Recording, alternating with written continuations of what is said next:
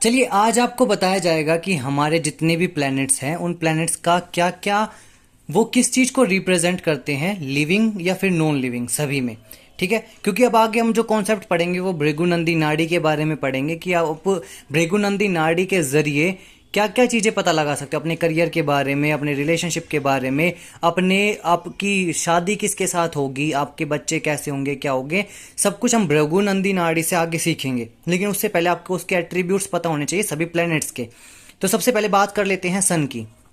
जो सूर्य देव हैं उनके बारे में बात कर लेते हैं कि जो सन है वो क्या क्या चीजों को रिप्रेजेंट करते हैं। देखो सन जो है लिविंग थिंग्स में वो, देखो मैं यहाँ पर लिखूंगा नहीं ज्यादा, मैं सिर्फ बोलूंगा। अगर आप नोट्स बना रहे हो तो साथ के साथ में आप लिखते रहिएगा। जो सन है वो रिप्रेजेंट करता है हमारे फादर को, हमारे जो पहला बेटा होता है उसको रिप्रेजेंट करता है। अगर आपको भृगुनंदी नाड़ी जब मैं सिखाऊंगा, और यदि आपको देखना है अपने पिताजी के बारे में जानना है, उनकी हेल्थ के बारे में जानना है, उनकी लाइफ के बारे में जानना है, तो आप क्या देखोगे, आप सन को रिप्रेजेंट करोगे, या मतलब आप सन को देखोगे। फादर को यदि आप चेक करोगे तो आप सन को देखोगे। पहले बेटे के बारे में जानना है तो आप किसके बारे में देखोगे, सन के बारे में देखोगे। सन रिप्रेजेंट करता है आपके फादर इन लॉ को। सन रिप्रेजेंट करता है आपके गवर्नमेंट ऑफिशियल, जितने भी आपके सरकारी काम है या फिर अथॉरिटीज हैं उनको रिप्रेजेंट करता है। ये था लिविंग का। सन की जो चीजें बताई वो मैंने, ये थी लिविंग की। लेकिन नॉन लिविंग थिंग्स में किन किन चीजों को रिप्रेजेंट करता है सन? वो रिप्रेजेंट करता है नेम और फेम को। सूर्य जो है हमें नेम फेम देता है, हमको हमारे अंदर लीडरशिप क्वालिटीज डेवलप करता है सन। हमारी बॉडी के अंदर बात करो तो हमारा जो हड्डियों का ढांचा है, स्केलेटन, वो सन को रिप्रेजेंट करता है। हमारे हार्ट को रिप्रेजेंट करता है सन। सूर्य मंदिरों को रिप्रेजेंट करता है सन, स्पेशली जो राम जी के मंदिर होते हैं या शिवा के जो मंदिर होते हैं उनको, या फिर वो वाले प्लेस जो बहुत ज़्यादा, जहाँ पर बहुत ज़्यादा ब्राइट लाइटनिंग हो रखी है, बहुत ज़्यादा रोशनी है जहाँ पे, वो सूर्य को रिप्रेजेंट करते हैं। बहुत ज़्यादा हाई एनर्जी आइटम जैसे कि लैंप हो गए, इलेक्ट्रिसिटी पावर सोर्सेज हो गए, तो वो सन को रिप्रेजेंट करते हैं। सन उन चीज़ों को सारी को रिप्रेजेंट करता है लिविंग में और नॉन लिविंग में। बात कर लेते हैं मून की। देखो जो मून प्लेनेट है वो रिप्रेजेंट करता है हमारे मदर को, हमारी मदर इन लॉ को रिप्रेजेंट करता है, हमारी मामा, हमारी मम्मी को भी और हमारी सासू को भी, सासू माँ को भी। मतलब ओल्डर वुमेन्स जितनी भी होती है उनको मून रिप्रेजेंट करता है। आपकी पहली डॉटर को रिप्रेजेंट करता है मून। इसके बाद आपकी थर्ड वाइफ, जो तीसरी वाइफ होती है, देखो कुछ लोगों की पहली शादी नहीं चलती, दूसरी नहीं चलती, फिर वो तीसरी पर जाते हैं। तो अगर आपको पता करना है कि आपकी दो शादी नहीं चली, तीसरी हो गया नहीं, तब अपने उस भृगुनंदी नाड़ी जब मैं सिखाऊंगा आपको, तो आप मून को देखोगे, मून के एट्रीब्यूट्स को देखोगे। आप क्या देखोगे, जो आपकी इमोशनली केयर करते हैं, इमोशनली केयर गिवर्स जो होते हैं वो मून को रिप्रेजेंट करते हैं। मून उनको रिप्रेजेंट करता है। नॉन लिविंग थिंग में मैं अगर बात बताऊं तो नॉन लिविंग थिंग में मून रिप्रेजेंट करता है इंस्टेबिलिटी को, क्योंकि चंद्रमा है हर 2.5 दिन में अपनी राशि परिवर्तन कर लेता है, बदलता रहता है, इसलिए इंस्टेबिलिटी को दर्शाता है। चंद्रमा आपके इमोशंस को, आपके मूड स्विंग्स को बताता है। चंद्रमा मिल्क को, राइस को, फूड को, इन जनरल इनके बारे में बताता है कि दूध हो गया, चावल हो गया, वाटर बॉडीज जितनी भी है, जैसे कि आपका पानी का झरना हो गया, नदी हो गई, वो सारे चंद्रमा रिप्रेजेंट उनको करते हैं। आपकी चेस्ट है, ब्रेस्ट है, वोम्ब है, मेंस्ट्रुअल साइकिल है, गर्भ जो धारण आप करते हो, मेंस्ट्रुअल साइकिल जो होती है, उसको सभी को रिप्रेजेंट करता है कौन? चंद्रमा। सोल्टी टेस्ट या फिर ऐसी चीज जहां पर आप ट्रेवल रिलेटेड कोई एनवायरमेंट है, तो उसको रिप्रेजेंट कौन करता है? मून करता है। बात कर लेते हैं मार्स के बारे में, मंगल। अगर फीमेल का चार्ट आप देख रहे हो तो जो मार्स है उसमें हस्बैंड का रोल निभाता है। फीमेल के चार्ट में यदि आपको देखना है कि आपका हस्बैंड कैसा होगा तो आप मंगल को देखोगे। मंगल आपके यंगर ब्रदर, आपके छोटे भाई बहनों को, भाइयों को दर्शाता है, सॉरी। पुलिस को, पुलिस में अगर आपको जानना है तो पुलिस वाले जितने भी होते हैं, जो लोग डिफेंस में होते हैं, मंगल उनको रिप्रेजेंट करता है। स्पोर्ट्समैनशिप जो होती है, अगर आप स्पोर्ट्स में हो तो भी मंगल रिप्रेजेंट करता है। किसी चीज में अगर चीर फाड़ हो रही है, सर्जरी हो रही है, तो वो भी मंगल रिप्रेजेंट करता है उसको। लेकिन नॉन लिविंग थिंग में जैसे कि इंजीनियरिंग से रिलेटेड कोई काम हो गया, जहां पर मैकेनिकल टूल्स जो होते हैं, उसको रिप्रेजेंट करता है मंगल। इसके बाद हथियारों को, मेटल्स को, पत्थरों को मंगल रिप्रेजेंट करता है। हमारे ब्लड के, हमारे पूरे शरीर में जो ब्लड है, बोन मैरो है, कार्डियक सिस्टम है, उसको मंगल रिप्रेजेंट करता है।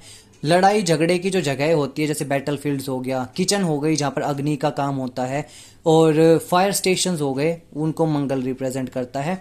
इसके बाद जिम इक्विपमेंट्स, जैसे कि हम जिम में जा रहे हैं तो जिम के इक्विपमेंट्स मंगल रिप्रेजेंट हो रहे हैं, मंगल से रिप्रेजेंट हो रहे हैं। और ट्रांसफॉर्मर, जहाँ पर हीटेड मशीन जो होती है, उसको मंगल रिप्रेजेंट कर रहा होता है। बात कर लेते हैं जुपिटर के बारे में। जुपिटर को रिप्रेजेंट अगर मैं लिविंग थिंग में बात करूं तो जुपिटर हमारा खुद का कारक होता है, द नेटिव यानी कि जीव कारक होता है। यदि आप खुद के बारे में कभी कुंडली में जानना चाहोगे तो आप अपनी कुंडली के गुरु ग्रह को देखोगे।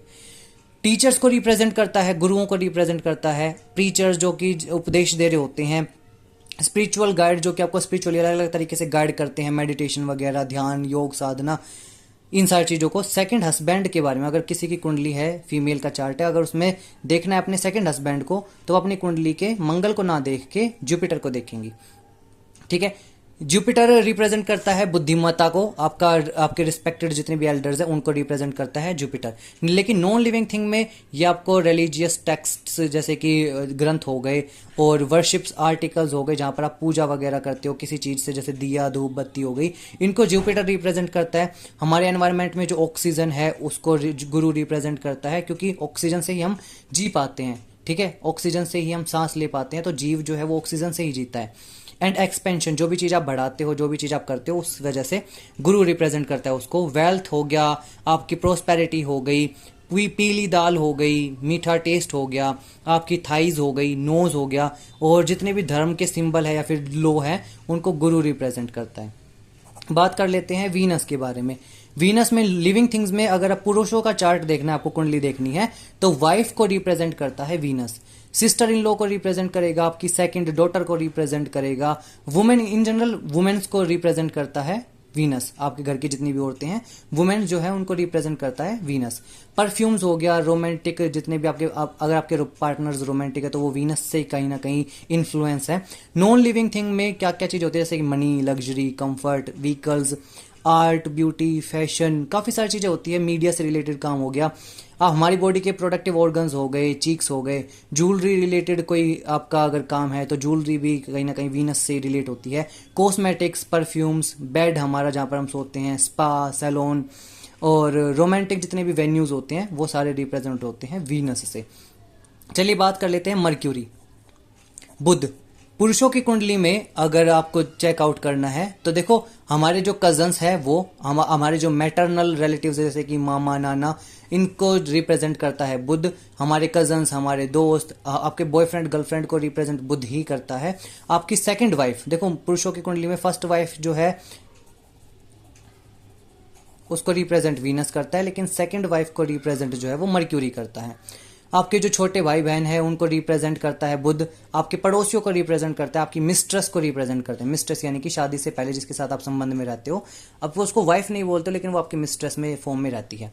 नॉन लिविंग थिंग में रिप्रेजेंट करता है बुध हमारी कम्युनिकेशन स्किल्स को, हमारी एजुकेशन को, मार्केटिंग, सेल्स, लिखने के जितने भी टूल्स होते हैं उनको, और हरी मूंग की दाल हो गई, मिक्स्ड टेस्ट जो हो गए अलग अलग, या फिर लाइब्रेरी हो गई जहाँ पर बहुत सारी पढ़ाई का काम हो रहा होता है, ऑफिसेज हो गए, स्टडी का एरिया हो गया, हमारी स्किन, हमारी पूरी बॉडी के अंदर स्किन है, टंग है, नर्वस सिस्टम है, उनको जो रिप्रेजेंट करने का काम है वो कौन करता है, बुध कर रहा होता है।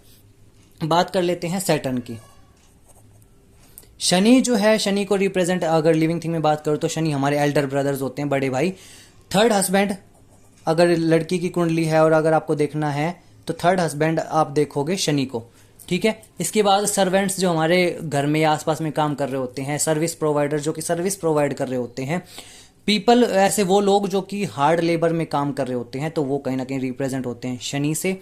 वो लोग जो बहुत ज़्यादा अलग थलग रहना पसंद करते हैं और काफ़ी ज़्यादा एज्ड है हो चुके हैं, जो ज़्यादा बड़ी एज में हो चुके हैं, उनको शनि रिप्रेजेंट करता है। नॉन लिविंग थिंग में रिप्रेजेंट करता है डिसिप्लिन को, आपके पेशेंस को, स्ट्रक्चर को, बॉडी के स्ट्रक्चर्स को, आपके करियर को रिप्रेजेंट शनि ही करता है मोस्टली, और लॉन्ग टर्म्स की आपकी जितनी भी रिस्पॉन्सिबिलिटीज़ है उसको रिप्रेजेंट करता है शनि। आपके पूरे शरीर के अंदर आपके घुटने हैं, आपका पैर है, आपके टखने हैं यानी कि जो नीज है, उनको रिप्रेजेंट करता है शनि। और शनि के लिए मस्टर्ड ऑयल कहीं ना कहीं बताया जाता है, जैसे कि सरसों का तेल हो गया, और ब्रूम स्टिक यानी कि जो झाड़ू है वो, वूल यानी कि जो आपका रुई वगैरह होती है वो शनि से रिप्रेजेंट होती है। टाइम मैनेजमेंट अगर आप कर पाते हो बहुत अच्छे तरीके से, और अगर आप फेट का इंडिकेशंस करते हो यानी कि फेट इंडिकेटर्स, तो वो कहीं ना कहीं शनि से रिप्रेजेंट होती है।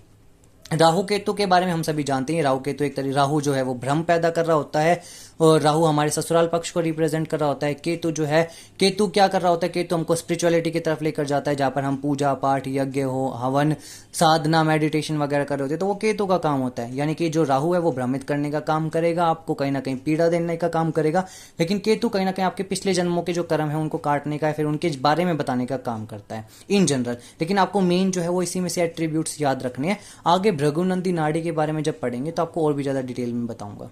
चलिए, तब तक के लिए मिलेंगे दूसरी वीडियो में। तब तक के लिए जय श्री राम, जय बजरंग बली।